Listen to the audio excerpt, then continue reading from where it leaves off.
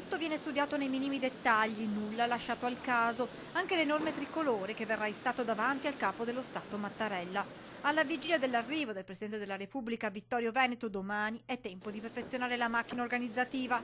Stamane davanti al municipio ultima riunione tecnica con il sindaco Roberto Tonon, i rappresentanti del cerimoniale e gli uomini delle forze dell'ordine che dovranno garantire la sicurezza durante tutto l'evento.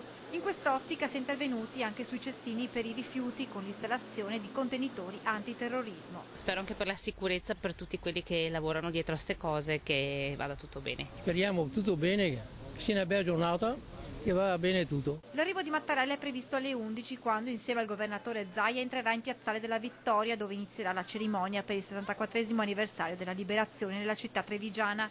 Qui vi sarà la deposizione di una corona al monumento ai caduti. Alle 11:20 poi il capo dello Stato si sposterà al Teatro da Ponte dove è prevista la solenne commemorazione. Infine alle 12:30 Zaia accompagnerà il Presidente della Repubblica in visita al Museo della Battaglia. La città si prepara con i tricolori che sventolano sui palazzi del centro. I vittoriesi osservano pronti domani ad assistere alla cerimonia. Mi fa piacere che ci onori di venire quest'anno. Abbiamo una persona molto importante per noi qui a Vittorio Veneto, averlo ogni tanto fa piacere. La massima autorità che arriva in città direi proprio di sì.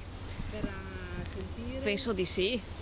È un'occasione che non voglio perdere. Difficile però nascondere che un po' brucia ancora il fatto che lo scorso anno in occasione delle celebrazioni per il centenario della Grande Guerra il capo dello Stato andò a Trieste anziché qui a Vittorio. Le ore che vengono a Vittorio perché non sono di serie B qua, sono di serie A, soprattutto gente qua da Pedemontana. Si aspettava l'anno scorso per il centenario, ma va bene così.